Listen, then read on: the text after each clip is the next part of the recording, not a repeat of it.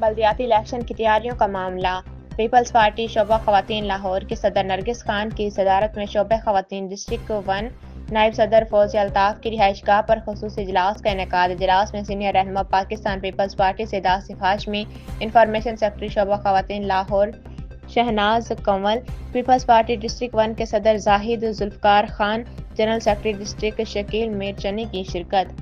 اجلاس میں چودھری منشا پرنس، سید منظور فاطمی، ثاقب بٹ، یاسر بٹ، نصیر احمد، راشد عاشق، فریاد علی خان، مدد علی، سید اعجاز کاظمی، زاہد ایوان، محمد ناصر اور خواتین کی کثیر تعداد نے بھی شرکت کی۔ اجلاس میں فیصلہ کیا گیا کہ ہر یونین کونسل سے پیپلز پارٹی مخالف سیاسی جماعتوں کا بھرپور مقابلہ کرے گی۔ پیپلز پارٹی بلدیاتی الیکشنوں میں نون لیگ تحریک انصاف کو ٹف ٹائم دے گی۔ سید آصف ہاشمی۔